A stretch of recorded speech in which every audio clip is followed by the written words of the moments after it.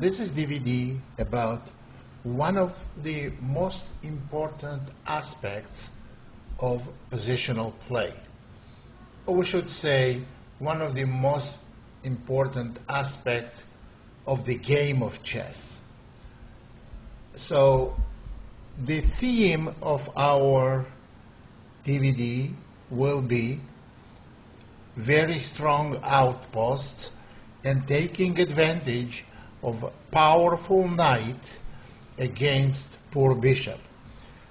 We have had a couple of DVDs where we discuss it, but this is going to be only about power of knight versus bishop in certain positions and how to play those positions. And without, I have to point that, without mastering in that, you will never, nor anyone else will ever make good chess player. Will never make reasonable chess player. So let's start talking about it. It was very difficult actually to select games and examples on playing with a powerful knight versus bad bishop. Sometimes it's difficult because there are not too many examples. In this case, it's the opposite. There are thousands of examples, very good examples. But we had to take most important ones. The way I selected examples for this DVD is where we have this powerful piece in the center and how to use it, and showing it in a few different aspects of it. Using it for attack, using it for positional play, using it for endgame, and that's what I am about to start talking about. Here's the game. It was played in the year 2000 between two masters. They are not very famous players, but this is two masters, and they are good enough to show us how to play the game, or in this case, how not to play the game. Game was not won by white, but white's position is completely winning here. Completely winning. They have this dominating knight, an open file versus absolutely dead bishop on c6. Let's see what happened. In this position, it's black's move. Black played a6, king f2, rook e6, and here white played move that has absolutely nothing to do with this position. They went g4. Well, in order to know why this is such a bad move, I have to explain this position. In this position, white has advantage of a super powerful knight, and they have c-file. All their actions should be conducted on the left side of the board from the center, from the e file to the left, which meaning center or the queen side. So any action on king side would be wrong. Rook c3 would have been one of the good moves. g4 has nothing to do with the position and has potentials of black bishop on c8, which is at this moment reminds more of a pawn than a bishop. Now it has potentials of coming up alive. So g4 is absolutely bad move. And after g4, it's almost clear that white is not going to win. Not because after g4 they still have very big advantage, but it's clear that white is on a wrong track. So fg, any changes in position, Now this position favor black. Now this position is more like dynamic than static, and white needed static position. F, G8, G, now king G7. Rook F3, rook E to E8, B3, absolutely out of touch with reality. After B3, bishop D7, and now another very bad move, rook F to C3. Now, if white wants to get the C file, then they should have gotten the C file. And the way to do that, after rook F to C3, actually, this is not possible because what happened in the game, rook takes C3, rook takes C3, and rook C8, and game ended in a draw quickly. But we will go to the end of it. But the correct way was rook takes C8, forcing to take the rook with the bishop, because rook cannot take on C8 because bishop on D7 is hanging. So now after bishop takes C8, rook C3, and after king G8, rook C7, white is still winning. And after rook C7, B6, now white simply should be able to march with the king on the king's side. Absolutely had nothing to do, all this plan, with white's G4. White could have played everything the same without G4. But once you are on the wrong track, you play to the end of the game wrong way. Rook takes C3, rook takes C3, rook C8, rook takes C8, bishop takes C8. Now white has more of a symbolic advantage than a winning advantage. G5 was played. White realizes to have activate their knight, they have to protect their pawn. Also, black has potential of playing H5 and making a pass pawn. So G5 was played, bishop F5. That's exactly what I was saying about, that black has potential of activating their horrible bishop. Now bishop is on F5, and this position cannot be won. White still made several absolutely meaningless moves and pointless moves, and game ended in a draw. Bad play by white, but very good example for us. Here is the beginning. Here is the position which is absolutely winning for us. Black went rook e6 and no G4. What do we do here? Rook C3. You have to hope, and rightfully, that you're going to open the C file at some point by going possibly B4 and A4. For example, king E7, B4, and I don't know, there's not much black can do. Maybe king F6 and A4, and go B5. Now if rook moves, black simply loses a pawn and loses the game. So, and B5. So C file is where you want to conduct all your actions, and absolutely by no means not the king side. So when I saw this, and I saw G4, the first thing I looked at the opponent of white's rating.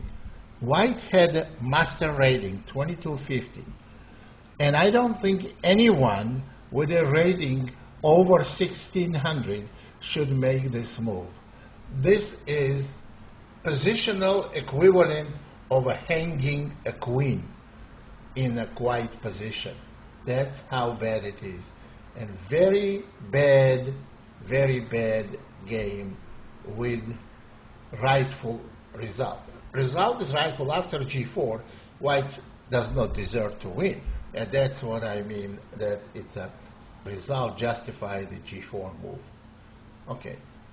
Now, I want to see some games on a very high level.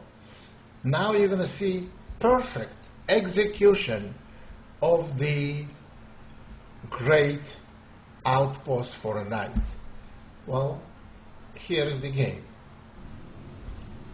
It was played in 1962 by none other than Bobby Fischer against quite famous at that time Argentinian player Julio Bolbochan. e4, c5, knight f3, d6, very popular Najdorf variation. And I remember this game attracted me because Fischer played one of my most favorites against Najdorf, h3 move.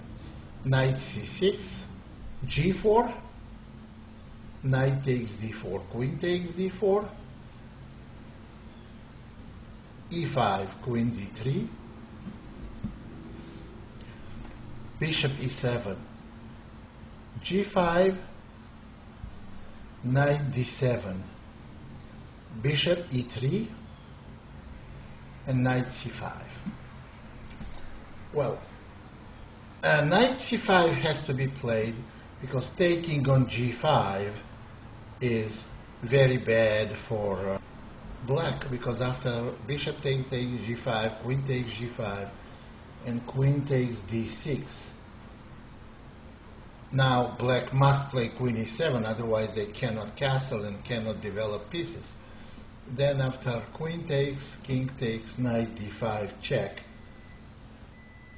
king f8 and castle. Black's position is absolutely awful.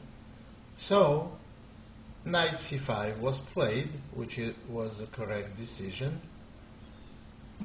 Queen d2, bishop e6,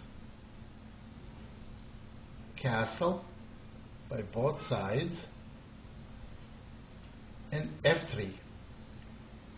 Obviously f3 is played to protect the e4 pawn, and knight has intentions of going to d5. Rook c8. We don't have that outpost position in knight versus bishop yet, but we are getting there. King b1, knight d7, h4, b5, and very powerful move. You want to have knight on d5, but in case black takes,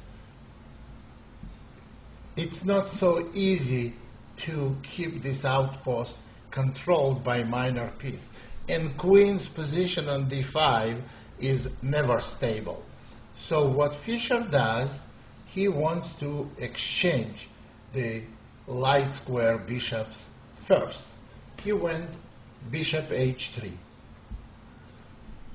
Well, a lot of commentators, they criticize Bolbochan for playing bishop takes h3, rook takes h3, and giving white total control on d5 square. Well, it's easy to criticize, but it's difficult to show something much better. For example, on queen c7, there will be h5. Now white wants to go g6 and eventually force black to take on h3, and which will be absolutely terrible. And after b4, this position, after knight d5, bishop takes d5 and ed, which is different position from outpost, but is absolute positional disaster. It's disaster because bishop on h3, which black didn't take, is very, very powerful. Pawn on b4 is hanging, and something like a5 can be met by g6, and black is facing absolutely devastating threats that they cannot even defend their king position for few moves. If f takes g, I think there is almost a forced mate. Bishop check, pawn takes g6, and there is no need to tell you what two rooks, two bishops, and queen will do to a lone king on h8. So in this position, Bolbochan, who was pretty solid player, what he did, he simply played bishop takes h3. Well, position is already very difficult for black. Rook takes h3, knight b6, and there we go. Bishop takes b6, queen takes b6, knight d5, queen d8, and now white has to convert position. It's a big positional advantage to convert to a win. You cannot take position with a big advantage such as this and go to the tournament director and claim a win. No, you have to convert it to a win. And how we do that? Remember, in a previous example, we showed how poorly black tried to win position and let white try to win and let black's bishop in the game. Fischer in this position played f4. f4 is a very strong move because it opens the f file and tries to attack opponent's king. This is not an endgame position. This is middle game position. It's very difficult to exchange rooks and queens, which will be good for white, but it's very difficult to do. It's a lot easier to attack opponent's king. Remember, when you have such a powerful piece, maybe a monster on d5, you have to create a play around this piece to use this piece to your advantage. f4, white opens position after f4, ef, queen takes f4, without opening black's bishop. Black's bishop never got into the game. Actually, black's bishop later on got into the game just about a move or two before black got mated. So queen takes f4, queen d7. And here, we have huge positional advantage with white. Position doesn't win by itself. We have to redeem this position. What would have been a bad mistake is knight takes c7. Powerful knight for lousy bishop and winning a pawn, because now white does have an advantage, but this advantage is absolutely minuscule advantage comparing to one white had. Obviously, this knight on d5 is worth a lot more than an extra pawn. So white did not play knight takes c7. In this position, white played queen f5. Of course, queen cannot be taken because knight takes c7 check. After queen f5, rook c to d8. And here, white continues to pressing on black's weaknesses. Rook a3, queen a7 must be played. There is no other piece that can protect black's a pawn. Rook cannot be protecting pawn because queen is hanging and there is no other piece. Queen has to go to a7. It's nearly forced. Now rook c3. You see how using his powerful knight, white tries to penetrate rook c3, g6, queen g4, And position is definitely lost here. Queen d7. Now white doesn't want to exchange queens. Queen f3. They have pressure on f5, potential of h5, and threat of rook c7. Queen f3, queen e6, rook c7, rook d2 e8, knight f4. Temporarily dislocating the knight, attacking the queen, and because next two moves are absolutely forced. This is the only square for black's queen. Rook d5, and queen went to h8. This is very poor position for the queen. And now white simply plays waiting move. Black is almost in Zugzwang. Knight is not on d5, but it will get there whenever it's needed.